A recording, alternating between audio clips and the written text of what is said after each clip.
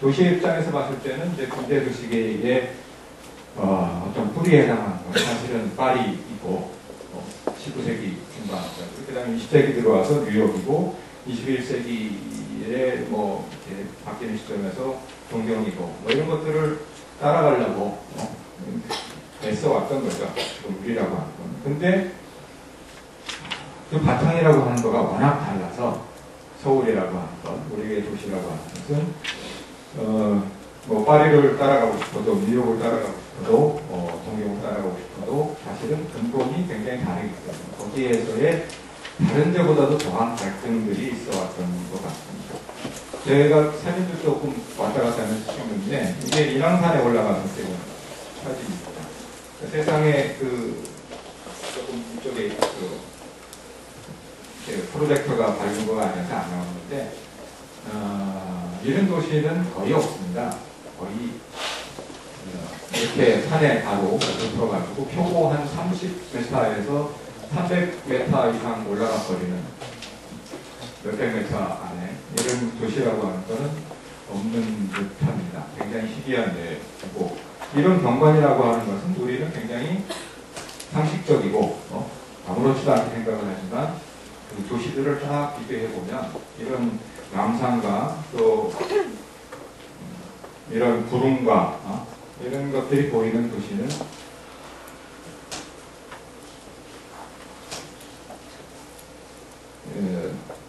거의 없습니다. 제가 10여 년 전에 일본에서 한 1년쯤 있었었는데 그 지바 쪽에 학교에서 옥상을 올라가 보면 아무것도 안 보입니다. 산이 안 보입니다. 우리는 이제 산이 안 보이면 거의 심리적으로 좀 불안한 감까지 가는데 이 지금 사진에서 보이는 이 산으로 둘러싸인 입지 이게 한편으로 봤을 때는 우리 서울이 가지고 있는 아주 유전자적인 근원적인 특징 중에 하나고 그거 자체가 역사에서부터 오는 겁니다. 이게 이제 서울이 빈땅에 있을 때 하면 이런 지형을 가는데 굳이 이렇게 사방을 요즘 흔히 내사산이라고 표현하는 백악과 인왕과 목명산 남산하고 그 다음에 낙산 산을 둘러가면서 그 가운데다가 도시를 만드는 것. 최근에 이 비슷한 토론을 하는 자리에서 한 분 선생님이 이제 질문이랄까 이런 얘기를 하셨습니다. 세상에 자연을 갖다가 활용하지 않았다고 하는 도시가 어디냐. 맨날 그런 소리 해가지고서 어떻게 살아남을래? 이런 말씀을 하시는데 사실은 맞습니다. 자연을 다 이용했다고 얘기를 하고 그렇게 표현을 합니다. 근데 그 똑같은 자연, 똑같은 지형을 가지고서 사실은 거기에 담기는 실체라고 하는 것은 상당히 틀립니다. 예를 들어서 풍수라든지 하는 용어를 가지고서도 중국에서도 쓰고 일본에서 쓰고 우리도 씁니다만 그것이 나타내는 구체적인 대상은 상당히 다른 듯합니다. 그리고 이게 조금 더 잘 그리면 이런 모양입니다. 이런 비슷한 도시가 있을까라고 굉장히 사실은 노력을 해서 찾아보려고 애를 써봤는데 없는 듯합니다. 남미 쪽에 가서 볼리비아에서의 스프랭가 하는 데가 있는데 거기에 사진을 보면 비슷한 느낌을 가져서 이렇게 찾아보니까 거기는 이런 분지형이라기보다는 계곡에 이렇게 들어가 있는 형상이었습니다. 그것도 굉장히 희귀한 일이지만 그만큼 이 정도 천만 도시가 돼가는 이 대도시가 이런 입지를 가지고 있고 여기서부터 출발을 했고 할 수 있는 것은 상당히 이렇게 독특하다고 얘기할 수밖에 없는데 그 뿌리를 갖고 올라가면 이게 어디서부터 나오는 거냐 했을 때 이건 이제 만주의 오녀산성의 졸본성의 모습을 보여드리려고 생각하는 거고요. 이게 이제 고구려가 처음 자리잡았던 오녀산 졸본성입니다. 저 산 꼭대기에 물론 여러 가지 얘기가 있습니다. 그 밑에 이제 시가지가 있고 이렇게 했던 것 같은데 결국 이런 산 꼭대기에서 자리 잡았죠. 당시에 고구려의 초기 집단이라고 하는 건 굉장히 군사적인 성격을 가질 수밖에 없었을 텐데, 말하자면 어떤 그 세력의 근거지, 주둔지 같은 성격을 가졌었겠죠. 그래서 이 산성이라고 하는 것이 어디서부터 나오느냐라고 하는 얘기는 또 여러 가지 있습니다만, 어쨌든 그 근본에 해당하는 구려 쪽, 북쪽에서부터 뭐 가지고 온 듯하고, 이러한 것들이 이런 입지를 선택을 하는 것들이 이제 여기서는 구체적으로 얘기를 안 해봤습니다. 그 후에 우리가 알고 있는 삼국 시대와 고려와 조선을 겪으면서 나타났던 데에서 가장 바탕에 있는 도시의 어떤 입지를 선택을 하는 방법들입니다. 그러니까 조금 전에 봤던 그 원효산성의 꼭대기는 이렇게 넓지 않습니다. 결국 우리가 해왔던 것은 뭐냐면, 그런 그 입지적인 여건을 가지면서 어떻게 하면 그 도시로서 기능할 수 있는 넓은 시가지의 면적을 확보할 수 있냐에 노력을 여러 가지를 기울여 왔고, 그것의 최종적인 어떤 성과물이 서울이라고 볼 수 있습니다. 여러 단계에서 시간이 길면 설명을 하겠습니다만, 그래서 그 진척이 돼서 결국 서울의 그 내사산을 가지고 있는 어떤 그런 땅의 모양이라고 하는 것은 결국 우리가 도시를 만들기 시작한 역사의 뿌리서부터 몇 년이 이어져 내리고 있는 중요한 건데, 그게 이제 또 질문할 수가 있습니다. 아까 어느 선생님의 질문처럼 그 산이 있으면 산 꼭대기를 이용하는 거라고 하는 것은 굉장히 보편적인 것이 아니냐라고 하는 질문을 할 수가 있는데, 한편으로는 그렇고 또 한편은 또 그렇지도 않습니다. 그러니까 예를 들어서 일단 가까운 데서 비교를 해보면 일본이나 중국하고 비교해 봤을 때 일본으로 갔을 때 일단 그 고세 산성에서 조선시 산성이라고 하는 거가 있고, 고고이시 이색기라고 해서 신동석 귀족이라고 하는 거가 있습니다. 근데 이 조선시 산성이라고 하는 건 이건 문헌에도 다 나오는 건데, 우리가 잘 알고 있는 삼국의 통일 시기에 각 나라가 이제 무력을 거쳐 들어왔는데, 그 힘이 일본까지 건너가지 않도록 일본에서 미리 이제 100대 사람들을 불러다가 성곽을 쌓아가지고 준비했던 것들이고요. 그 다음에 신동석이라고 하는 거는 최근까지 근래까지 잘 모르고 있던 건데, 최근에 이제 양쪽에 고고학적 발굴이 진행되면서 이게 백제 쪽에 산성 형식하고 비슷한 거다, 한축과 여러 가지가 나오는 것들이 밝혀졌습니다.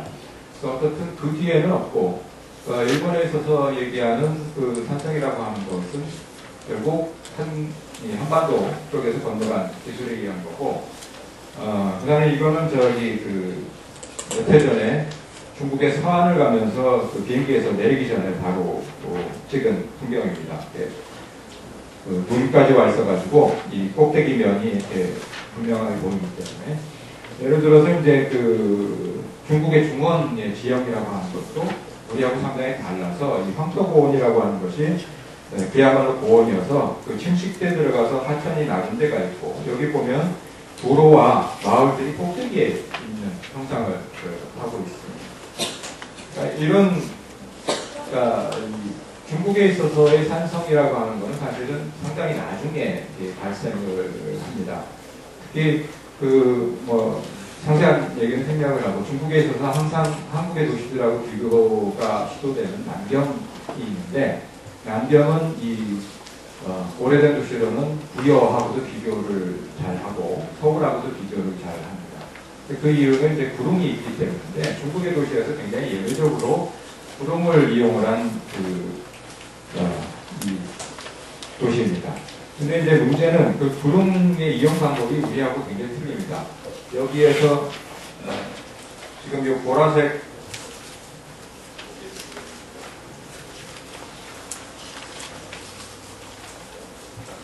부분이 여기 삼각인데, 이 성을 쌓는 방법은 이게 이제 당연히 구름이니까 우리 같으면 요 능선을 타고 올라가는 성을 쌓습니다. 그게 이제 포곡시 산성의 기본입니다. 능선의 지형의 꼭대기를 이용하는 방법. 근데 이제 남경성 같은 경우는 그 바깥에 아래쪽에 쌓습니다.